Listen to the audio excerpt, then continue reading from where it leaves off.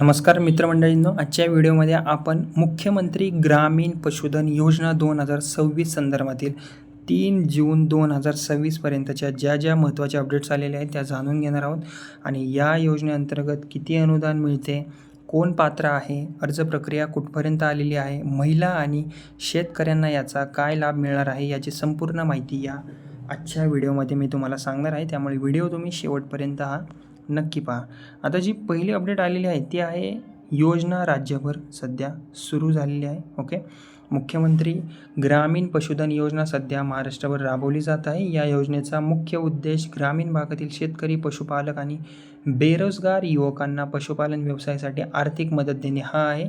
सरकारच्या माध्यमातून दुग्ध व्यवसायाला चालना देण्याचा प्रयत्न केला जात आहे. ओके, आता तसेच ही जी योजना आहे ना ती ग्रामीण भागातील पशुपालक, अल्पभूधारक शेतकरी, महिला बचत गट आणि वन हक्क धारकांसाठी महत्त्वाची जास्त ठरत आहे. ही गोष्टसुद्धा लक्षात ठेवणे गरजेचं आहे. ओके, आता जी दुसरी अपडेट आहे ती आहे 50% ते 75% अनुदान. ओके, आता या योजनेअंतर्गत सर्वसाधारण प्रवर्गातील लाभार्थ्यांना 50% अनुदान दिले जाते.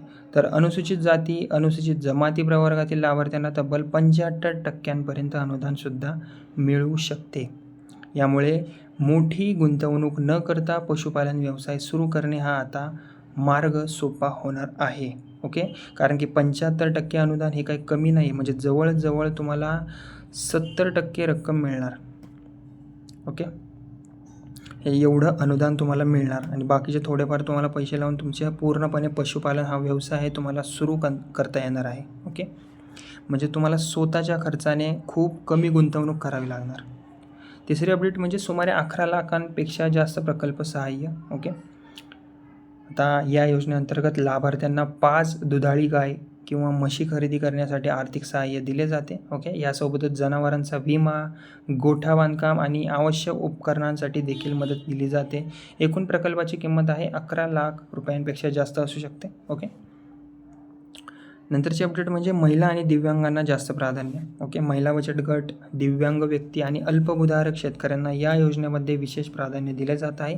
महिलांसाठी राखीव जागांची तरतूद देखील करण्यात आलेली आहे. त्यामुळे ग्रामीण महिलांना स्वतःचा व्यवसाय सुरू करण्याची मोठी संधीसुद्धा मिळत आहे. नंतरचे अपडेट म्हणजे अर्ज आणि पडताळणी प्रक्रिया सध्या सुरू आहे. राज्यात अनेक जिल्ह्यांमध्ये अर्जांची छाननी सुरू आहे. पशुसंवर्धन विभाग पात्र लाभार्थ्यांची कागदपत्रेसुद्धा तपासत आहे. ज्यांनी अर्ज केले आहे त्यांनी संबंधित कार्यालयाशी संपर्कात कंटिन्यू राहावे. ओके, अनेक ठिकाणी पशुसंवर्धन विभागाकडून कागदपत्रांची तपासणीसुद्धा आता मोठ्या प्रमाणावर केली जात आहे. ओके, आणि एवढंच मी तुम्हाला सांगेन की कागदपत्रे तुम्ही सगळी ठेवा. ओके, पूर्ण ठेवा. योजनेसाठी अर्ज करताना खालील कागदपत्रे तुम्ही नक्की ठेवा. कोणती? आधार कार्ड, 7/12 उतारा किंवा जमिनीचा पुरावा, बँक खाते तपशील, पासपोर्ट फोटो, प्रशिक्षण प्रमाणपत्र किंवा पशुपालनाचा अनुभव असल्यास त्याचा पुरावा. कागदपत्रे जर तुमची अपूर्ण असल्यास तुमचा अर्जसुद्धा नाकारला जाऊ शकतो. ओके, इथे सुद्धा तुम्हाला सांगितलेलं आहे. ओके, लाभार्थ्यांकडे 7/12 उतारा किंवा नोंदणीकृत भाडेपट्टा, प्रशिक्षण प्रमाणपत्र किंवा अनुभव प्रमाणपत्र, बँक खाते तपशील आणि इतर आवश्यक कागदपत्रे जी की मी तुम्हाला सांगितली. ओके, नंतरची अपडेट म्हणजे पशुपालन व्यवसायाला चालना.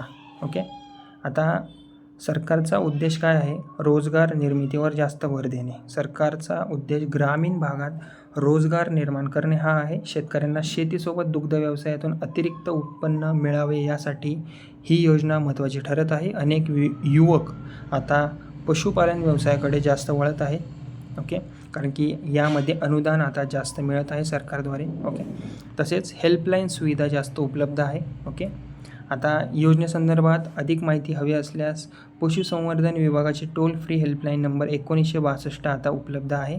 लाभार्थी या क्रमांकावर संपर्क करून माहिती घेऊ शकतात.